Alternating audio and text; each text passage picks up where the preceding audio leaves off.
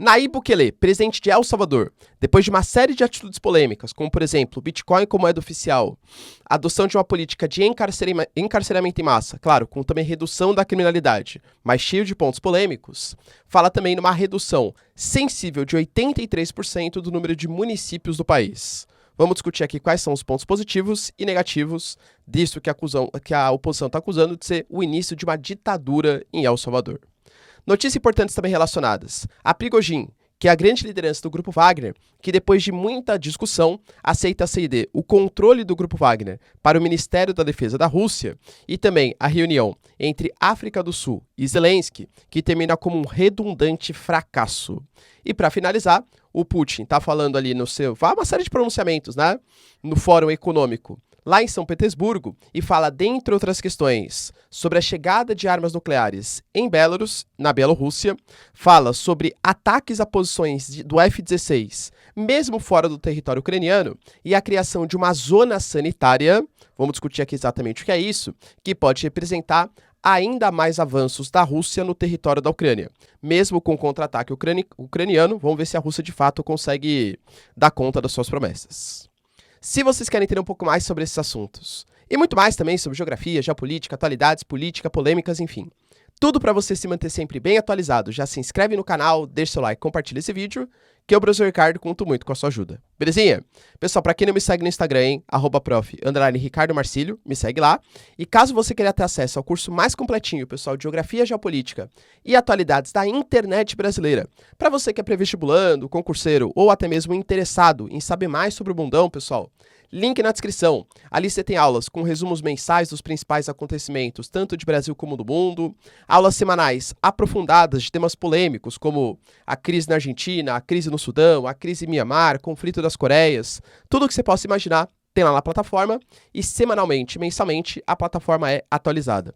Além do robusto conteúdo também de geografia, com quase uma centena aí de aulas, tá? Com lista de exercícios bem completinha, com gabarito comentado e a possibilidade de falar comigo direto, o professor, via WhatsApp. Pessoal, baratinho, não perde a oportunidade, hein? Tamo junto? E claro, se você quiser contribuir financeiramente aqui pro canal, seja membro ou contribuição também via chave Pix, que isso ajuda demais, demais, demais, demais. Beleza? Então, bora lá pro vídeo, pessoal. Seguinte. Começando, né, com mais um tema polêmico, que eu tô falando do Nayib Bukele. Para quem não conhece o Nayib Bukele, ele é o presidente de El Salvador. El Salvador é um país, pessoal, bem pequenininho, localizado na América Central, que é muito utilizado como uma espécie de corredor de exportação de entorpecentes. Vou usar essa palavra para não usar palavras que o YouTube não gosta, tá? Vamos colocar de entorpecentes.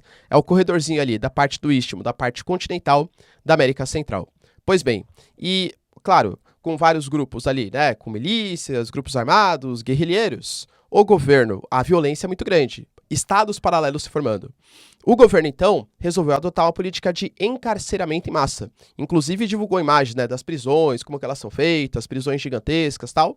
E isso foi muito criticado por algumas organizações de direitos humanos e por alguns países. Por exemplo, o Gustavo Petro, da Colômbia, fez grandes críticas, porque estaria desrespeitando os direitos humanos e prendendo pessoas que não necessariamente têm a ver com essa questão da violência, mas por morar próximo, depende da sua origem, se é mais pobre, etc., e estaria junto, indo para essa política de encarceramento. Em compensação, a gente teve uma redução da criminalidade, então parte da população cansada dessa violência, né, dessa criminalidade, gostou das atitudes dele. Lembrando que, além disso, ele já tinha adotado o Bitcoin também como moeda oficial, e agora, galgado por essa popularidade, ano que vem a gente vai ter eleição em El Salvador, e ele é o grande favorito para ser reeleito, ele resolveu reduzir o número de municípios do país.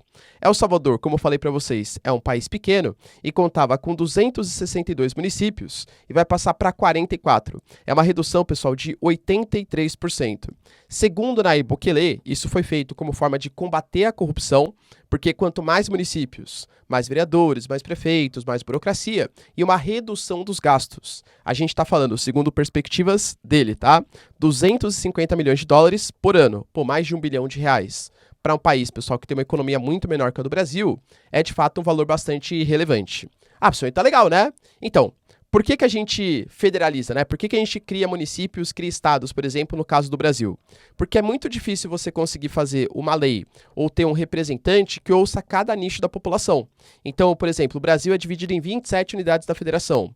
O Pará, por exemplo, que é 26 estados mais o Distrito Federal, né? O Pará tá pleiteando, por exemplo, a separação de um estado. Tem o estado do Pará e Tapajós. Porque a galera que mora na parte onde seria Tapajós considera que o governo central só liga para a parte de onde seria o Pará e não para a parte de Tapajós. Quando você separa em estados e municípios, você faz com que a população tenha um pouco mais de representatividade. Poxa, eu vou eleger o prefeito do meu município, eleger o prefeito do meu estado, ele vai ouvir as minhas demandas. Se você começa a juntar vários municípios num só, alguns povos, geralmente os mais periféricos, vão se sentir menos representados, conseguir se comunicar menos com o poder central. Claro, pessoal, tem que saber fazer a conta, né? Então beleza, então vamos dividir o Brasil em 500 estados, né? Aí vai ter uma representatividade excelente. Qual que é o problema? O aumento da burocracia, o aumento dos gastos públicos. E fora que também, galera, separar em estados em vários pequenininhos não quer dizer exatamente uma melhor administração, tá, gente? Existem várias outras coisas que também tem que ser levadas em consideração. A oposição considera que isso é uma hipocrisia do Bukele, porque, que nem eu falei, né, a gente vai ter eleições ano que vem e, supostamente, tá, segundo a oposição, ele estaria reduzindo os municípios que são menos partidários a ele, que são menos adeptos a ele, fazendo com que os municípios mais partidários da sua forma de governo sejam eleitos. Ou seja, é uma manobra política. Fora que ele fala tanto em reduzir gastos públicos, mas mesmo ele, segundo a oposição, tá, aumentou de maneira milionária os seus gastos com publicidade e campanha eleitoral. E aí, pessoal, você é a favor? Vamos tentar trazer para o Brasil. Você seria favorável à redução do número de municípios? Inclusive, o Paulo Guedes, quando era ministro da Economia, ele até tentou fazer, né, tentou pleitear essa situação, mas aí municípios pequenininhos consideraram isso um absurdo porque teriam menos representatividade, menos, participação política, vamos colocar assim. O que você pensa? Deixa aí nos comentários. Outra notícia importante, tá ligado? A visita, que eu já tinha dado spoiler aqui pra vocês, né? Quem acompanha aqui o canal diariamente sabe, que o Ramaphosa, que é o atual presidente aí da África do Sul, ele liderou uma coalizão de países africanos em direção, primeiro, à Ucrânia, já fez a visita, e depois à Rússia, para discutir questões sensíveis a uma possibilidade de paz ali no país, tá? Entre os dois países. Então a África seria essa grande mediadora, liderado pela África do Sul. Lembrando que o Ramaphosa, hoje, ele é membro dos BRICS, e eu diria que, na conjuntura geopolítica internacional, ele parece muito mais pró-Rússia do que exatamente pró-Ucrânia. Só um ponto antes da gente falar da discussão de fato. Bem no dia que ele estava sendo recebido, houve uma chuva de mísseis, vamos colocar assim, em Kiev. Inclusive o Kuleba, importante membro ali do Estado ucraniano, colocou que isso só mostra como a Rússia não está disposta a falar em paz e sim em guerra, visto que nem quando o presidente da África do Sul, um suposto aliado da Rússia, vai visitar o país, a Rússia para de atacar a capital, tá? Então foi uma situação um pouco chata, inclusive, tá? Mas mesmo assim, a gente teve ali uma declaração conjunta entre os dois, e eu diria que o clima não ficou nada legal, foi um grande fracasso. Por quê? O Zelensky, ele anunciou que não importa quem venha conversar, o que faça, ele não aceita negociar sem que a Rússia tire todas as tropas das áreas invadidas, inclusive Crimeia em 2013, 2014. Não existe início de negociação com a Ucrânia ocupada, com a Ucrânia invadida, segundo Zelensky. Só que, para piorar a situação, eu falei para vocês no vídeo de quinta-feira, né? A Rússia, ela acabou de marcar eleições gerais nos territórios que foram invadidos, Donetsk, Lugansk, Zaporizhia, Kherson e a Crimeia, né? Enfim. Colocando ali a eleição, ele falou, olha, esses territórios hoje a gente considera como territórios da Rússia. A gente não aceita negociar isso aqui. Pô, galera, se nem com a Crimeia, né, tava resolvendo, agora imagina com 5 territórios ocupados. Eu acho que tá cada vez mais distante de uma tentativa de paz, tá? De uma solução pela paz. Já o Ramaphosa, ele deu declarações deixando bem claro que ele acha que os dois lados devem desacelerar, uma postura meio brasileira assim, né? Os dois lados devem desacelerar na tentativa de estabelecer um processo de paz. Ou seja, a reunião de fato foi um grande fracasso. Eles falaram também sobre a possibilidade do acordo de grãos, porque hoje a gente tem Ucrânia e Rússia como grandes produtores, né, de cereais, de grãos, trigo, por exemplo.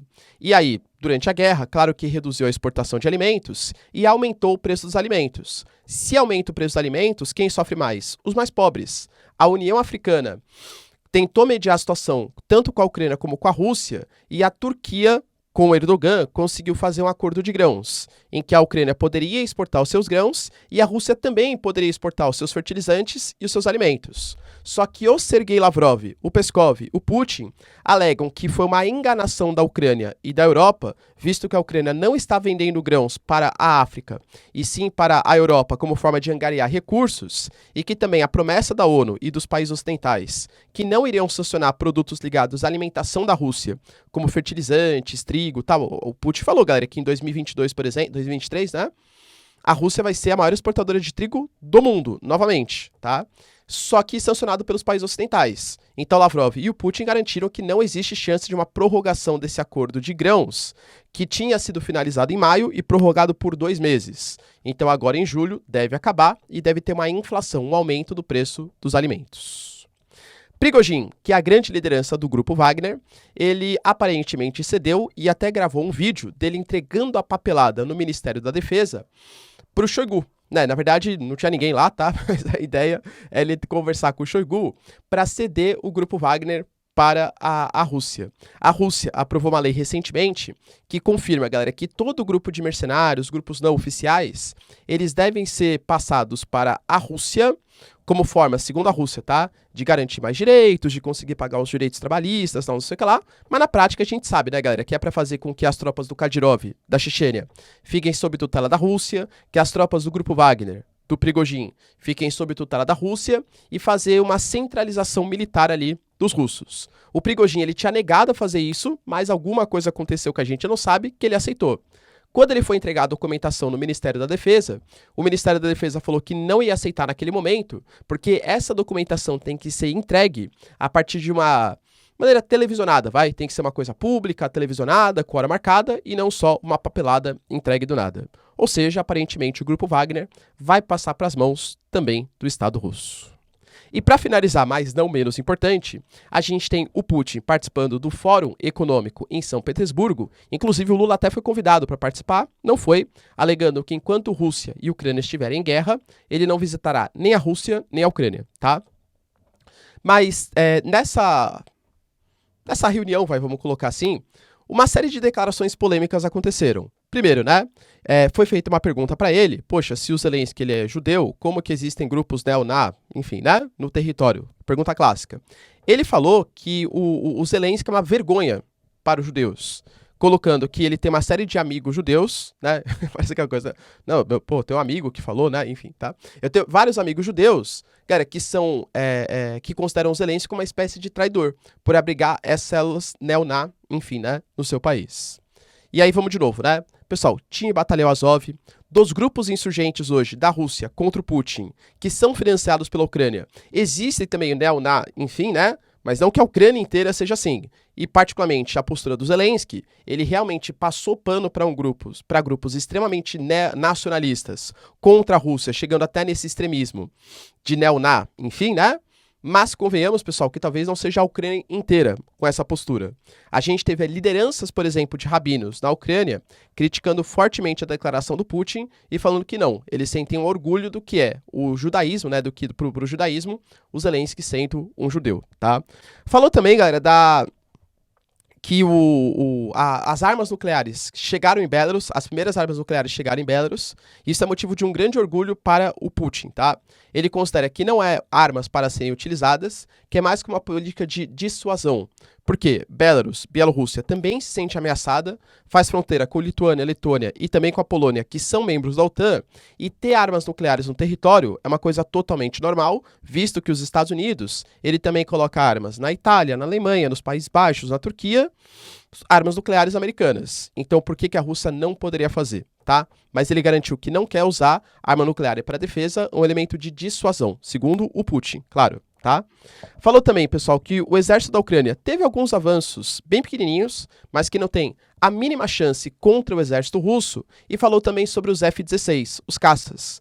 Cada vez mais a gente parece, galera, haver uma mobilização internacional liderada pelos Estados Unidos, não que os americanos vão ceder os caças, mas que eles vão coagir ou convencer os outros países a ceder os caças F-16 para combaterem na Rússia. O Lavrov, o Putin e o Peskov garantiram que esses caças podem carregar ogivas nucleares e são extremamente perigosas para os russos. Então, caso isso aconteça, a resposta da Rússia vai ser extremamente radical e que, inclusive, eles podem atacar posições onde tem caças F-16 fora do território da Ucrânia. Imagino eu que eles estivessem falando da Polônia, Lituânia, Letônia, enfim, de outros países. Qual que é a grande questão? Um ataque da Rússia numa base militar aérea onde tem F-16 da Polônia significa um ataque à OTAN. Caso a Rússia ataque um país da OTAN, o artigo 5º da Constituição da OTAN pode ser utilizado e todos os países atacariam a Rússia. Teremos uma guerra mundial. Será que de fato isso vai acontecer? Ou foi mais um... É propaganda, né, pessoal? Foi mais uma guerra de propaganda aí para tentar convencer os países a não fornecerem os seus F-16 para a Ucrânia.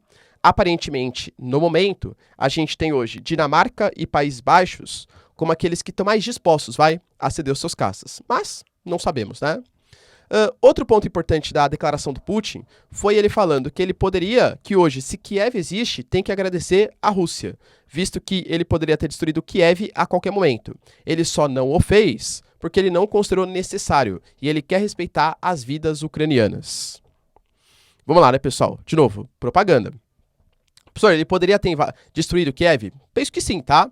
Se você jogar uma bomba, uma arma ali, você destrói. Só que, claro, que a Rússia não faria isso, porque, primeiro, perderia apoio da China, da Índia, do Brasil. Cara, os países hoje que adotam uma posição de neutralidade ou uma posição mais pró-Rússia, muito possivelmente condenariam as ações de um uso de uma arma nuclear. Fora que também, o uso de uma arma nuclear muda o patamar do negócio e aí pode convencer os países da OTAN a se mobilizar num conflito contra a Rússia, mesmo sem atacar um país da OTAN. Então não acho que o Putin usaria uma arma, né, uma bomba de grandes proporções nuclear para destruir Kiev, tá? Agora, do ponto de vista militar, ele tentou fazer isso. Acabou brecado, né, e voltou ali para algumas posições. Então, esse papo de destruir Kiev realmente poderia, tá? Mas não sei se agradecer, enfim, seria a melhor solução, tá? Falou também, galera, da questão da criação de um cordão sanitário, tá? Na verdade, de uma zona sanitária no território ucraniano. O que seria essa zona sanitária?